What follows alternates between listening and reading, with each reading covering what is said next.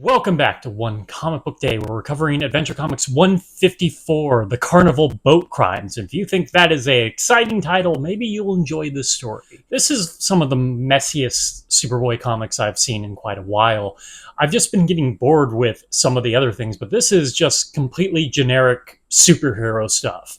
And a story that's not particularly very compelling. It doesn't have a good motivation because it wants to be a mystery story, but lets you in on who is behind everything from almost the minute the mystery is introduced.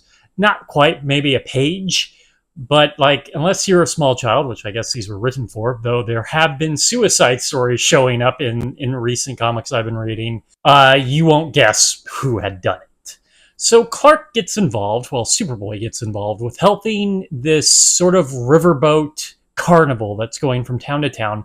They're having a bit of a problem right now. There is a clown, supposedly a clown from their carnival, robbing places wherever this carnival goes. It just so happens, roughly around the time they show up, a Dr. Quackenbush shows up in his river boat.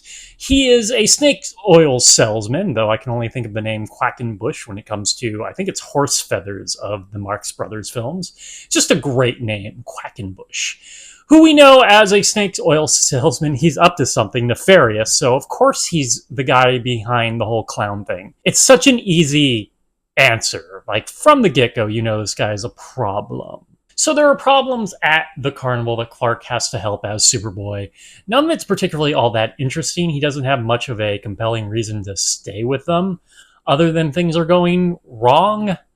He's not using his powers in any interesting way. It feels like they're just completely focusing on, like, oh, hey, he's at a carnival, a thing we've seen him go to so many times by now.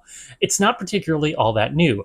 I guess sort of having one of the people be a mermaid is somewhat new, but he's dealt with mermaids before. He had that whole story with the actress in the mermaid movie. He's met real mermaids in a Superman story where her entire civilization died. That was a bummer of a story. But we're all just kind of waiting around until they finally reveal that it is indeed Quackenbush, where the mermaid's life is somewhat in danger. But Superboy deals with that almost immediately. None of this is much of a challenge to Superboy. None of them thought they were going to have to deal with Superboy to begin with. It's really just a lack of conviction that keeps him from catching him. Okay, it's the story wanting to have a full story, because they did not have enough plot for the 13 pages. And it is kind of fun when he sends their own little rocket ship to hit their boat instead of the carnival boat. But yeah, I can't really say much about it. I did not enjoy the story. Maybe if Quackenbush was a little more involved, he shows up once and then disappears until he's like gloating at the ending about how he's going to get away with this and hurt the carnival, just because the carnival's around. Okay, that is it from Adventure Comics 154, The Carnival Boat Crimes. Technically, it was not a carnival crime at all. If you enjoyed this video, please like and subscribe, hit the bell icon to get notifications when a new video is up. I do this Monday through Friday, but Fridays is Bat Friday, where I cover a Batman story in either Detective Comics or Batman. And until next time, let's ponder the question, whatever did happen to the boy of tomorrow. And thinking about it, it wasn't much of a boat crime either. It was all happening on land. They really need to think through these titles a bit more. Okay, have a great day.